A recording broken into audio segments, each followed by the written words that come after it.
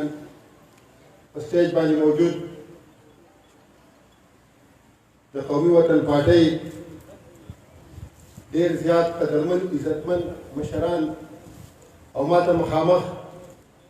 د قومي وطن پارټۍ قدرمندو عزتمندو غیرو ورکرانو السلام علیکم.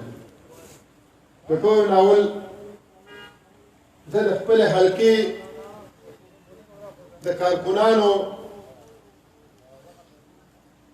ډېر زیات شکریه ادا کوم چې د پی ډي ایم په دې جلسو کې کاغه په پېښور کې وه، کاغه په لاهور کې، کاغه اسلام آباد و، کاغه مردان و، کاغه بټخیله، خو د 57 ورکران دا په هر ځای کې ښکاره و. د هغې چې زه دلته د بیل بیل نوم علم نو ډېر وخلي، خو د هغه ټولو کارکونانو د زړه د تلې شکریه ادا کوم چې په کوم جوش او جذبې سره هغوی په هغه جلسه کې هغه شرکت وکړو. نو دا د دې خبرې عکاسي کوي چې راتلونکي برسي د یاد محمد خان شیرپو برسي د دې موږ په پارټۍ باندې احسان نه کوو. دا د هغه شخصیت برسي ده چا چې خپله وینه زمونږ د سوکالۍ، زمونږ د ترقۍ، زمونږ د پرمختګ دپاره توی کړه او هماغسې موږ هم لیوالي چې کومه به هغه ورځ په پارټۍ کې راځي چې حیات محمد خان شیرپو د وینې بدل په خپله وینه باندې اخلاص کړو، نو هغې به موږ وفا وکړو. عزتمندو مشرانو،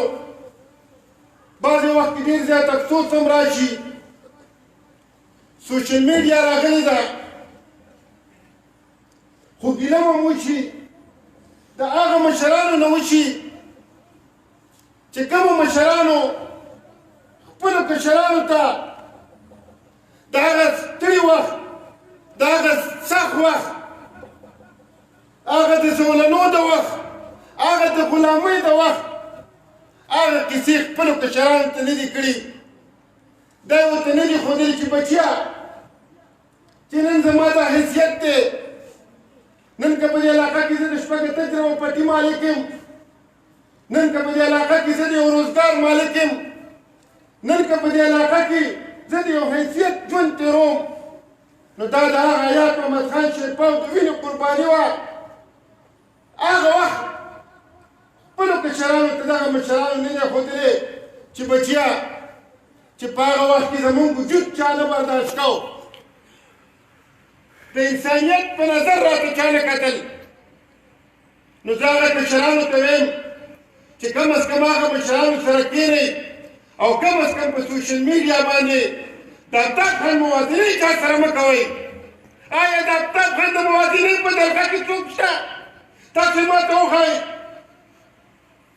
دومره بې انصافي خو مه کوئ. ټیک ده، په یو سازش باندې به د هغه په مقابله کې هغه فوجیانو ماماګانو یو کس منتخب کړی د موږ د ډېره ګیله د هغوی نه په دې باندې کېږي چې څوک دې د خان په وخت کې راوستي کم از کم چې د هغې د مقابلې خو وې که نه په چا دې موږ له شکست راکړو. آیا اوس چې موږ ته خلک دوه تصویران یو کړي نو آیا دا زما د لیدل توهین نه دی؟ هغه سره دی ملې، هغه سره دغه وزیر اعظم هغه زما د لیدل یو نقطه رسي. خو ګیله زما دغه د خپلو مشرانو نه کېږي چې د هغوی کشران چې زه هلته وګورم او هغه خلکو نه مې دا ګیله کېږي چې تا سره نن دا موبایل دی، تا نن سپینې کپړې اچولي دي، ستا حیثیت افطاب احمد خان شیرپو جوړ کړی دی، تا د دې روزګار، د دې پټي، د دې ځای د حیثیت د دې جوړه کړی افطاب احمد خان شیرپو دی. نن تا نه خپل حیثیت تېر شوی دی، ته نن لاړ شه ته کښېنه ته خپل کور کې کښېنه خپل مشر سره کښېنه او هغه ته ووایه چېرې مخکې څه حالات وو او اوس څه حالات دي نو بیا راځه بیا دا خبرې کوه بیا یو دوه تصویران هم که ته په موازنه کې ورکې نو بیا ورکوه کم از کم داسې خلک پېژنم چې زما دې تقریر نه د هغوی په خپل ګروان کې که نومونه علم ډېر زیات بد راته ښکاري داسې خلک مې ولیدل چې د هغوی ټوټلي ژوند د هغوی نن ښه ژوند ده دا د تا افغان مفهومي ملت دی په واضحه ورته وایم هر یو شیز نن که د هغه په کور کې ډالې دی دا د تا افغان مفهومي ملت دی او نن هغه راپاڅي او هغه نن داسې قسم په سوشل میډیا د مشر خلاف داسې بیان ورکوي نو آیا دا ډېر زیات توهین نه دی عزتمندو دا برسي دا چې څنګه معلومې وې دا زموږ یو تړون دی د څه تړون دی ایاز محمد خان شیرپا زموږ د ژوند دپاره نن که زه سټیج ته ولاړ یم او زه دوه خبرې کوم او څوک یې په قدر او په اطمینان او په عزت څوري نن که زما په یو ځای کې عزت وي نو دا د ایاز محمد خان شیرپا هغه سوچ و چې هغه راپاڅېد چې دا د غریب بچی دا به راوچتوم دلته خلک وایي وایي څه شی کړي زه خلکو ته وایم د خلکو ژوند یې بدل کړی دې علاقو کې تاسو وګورئ پخوا دې علاقه کې د ښار او د غریب تمیز کېدی شو اوس پکې کېږي په ایمان کې پتې پکې لګي چې تعارف یې نه کړی چې د پلانکې ښار قرآن ته څوک یې پېژني ځکه چې هلته نورو خلکو هم ترقي وکړه نن که خان سره موټر دی نو هلته افتاب خان غریب سړی هم راوچت که هغه سم موټر دی نن که خان پاکې جامې چولي هلته افتاب خان غریب سړی د جونګړې نه راوچت که هغه هم پاکې جامې چولي نن که د خان پوخ کور دی نو د غریب هم پوخ کور دی دلته خو هر څه ختم کړه آیا مخکې دا څه نو دا تړون دا زموږ او سره د وینې تړون دی د وینې قرباني زموږ دپاره راکړې دا هغه سوچ دا سوچ و چې غریب سړی راوچت شي نن که تاسو وګورئ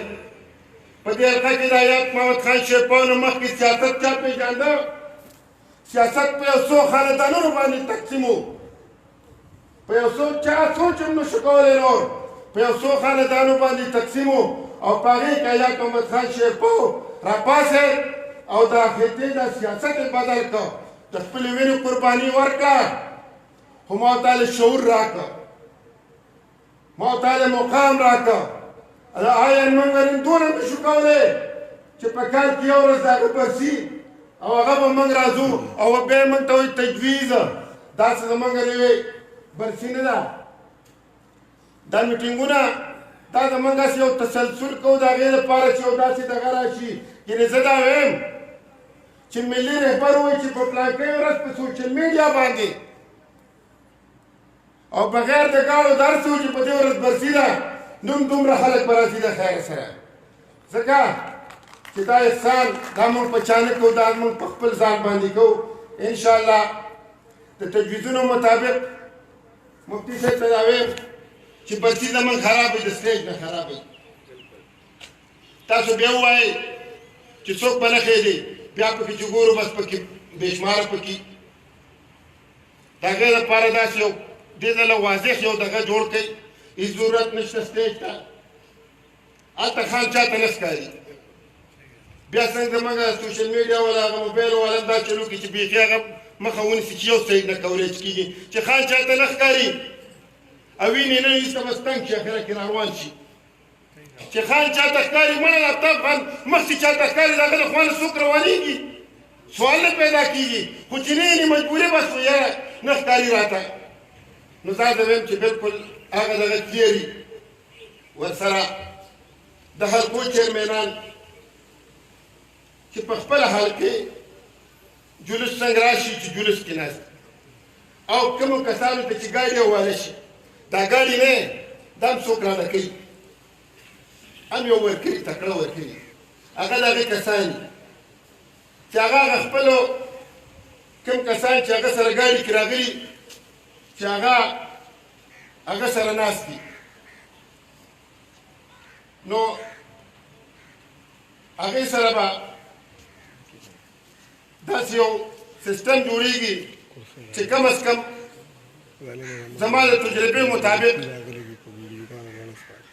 هغه ځای کې چې کله خلک روانېږي وایي چې ګاډی رانه لاندې شي نو چې کله د هغوی غونډ ملګري یو ځای ناست وي بیا یې روانېږي نه نو زه دا وایم چې د ګاډي کسان چې چا څه کم راشي چې هغه سره په خوا کې ناست دي نو د هغوی به کم از کم دغه سوچ نه وي چې یاره ګاډی رانه لاندې شي د دې نه علاوه د میټینګ تاریخ مفتی صاحب وایي چې نن راکړه ده د اتوار پر 31 تاریخ راځي